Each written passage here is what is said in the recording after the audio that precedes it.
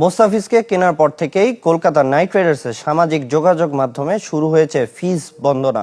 একের পর এক পোস্টে কাটার মাস্টারকে বরণ করে নিয়েছে আর দর্শকদের মাঝে সাড়া ফেলতে চেয়েছে কেকেআর। জুনায়েদ সিদ্দিকী, রুবেল হোসেনরাও বলেছেন যোগ্য মূল্য পেয়েছে মোস্তাফিজ। কলকাতায় নাম লিখিয়ে ফিজ নিজেও উচ্ছ্বসিত।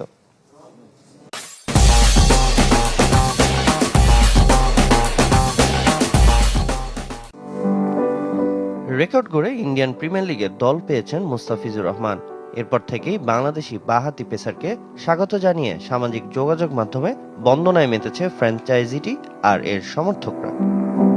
ফিজকে কেনার পর থেকে একাধিক পোস্ট করেছে কলকাতা নাইট রাইডার্স। প্রথম পোস্টটির ক্যাপশনে লিখেছে, মুস্তাফিজুরের সুইং এখন ইডেনে। এর পরের এক পোস্টে তার টি-20 ক্যারিয়ারের পরিসংখ্যান তুলে ধরেছে। আর বাঙালি ঐতিহ্যের পোশাক পাঞ্জাবি পরিহিত ক্রিকেটারদের যে ছবি দিয়েছে কেকেআর, সেখানে রবম্যান পাওয়েল, অনুকূল রায়, রাহুল ত্রিপাঠীদের সাথে আছেন কাটার মাস্টার।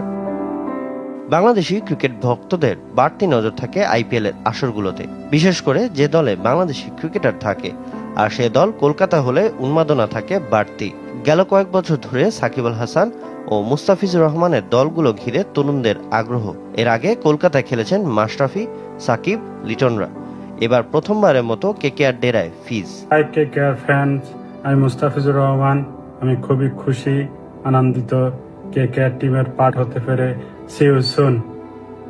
সামাজিক যোগাযোগ মাধ্যমে রুবেল হোসেন, জুনায়েদ সিদ্দিকীদের বাহবা পেয়েছেন কাটার মাস্টার। বিপিএলে শুধু কলকাতা জার্সিতে খেলার সুযোগের জন্য নয়, আলোচিত অর্থমূল্যের জন্য ফিজকে যোগ্য বলছেন মাঠের তারকারা।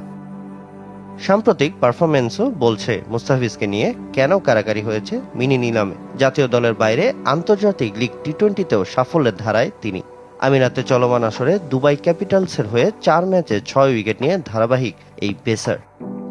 আইপিএল ক্যারিয়ারে 8 মৌসুমে 60 ম্যাচে 65 উইকেট নিয়েছেন মুস্তাফিজ। 2016 সালে নিজের অভিষেক আসরেই সানরাইজার্স হায়দ্রাবাদের শিরোপা জয়ে রেখেছিলেন বড় ভূমিকা, হয়েছিলেন আসর সেরা উদীয়মান ক্রিকেটার।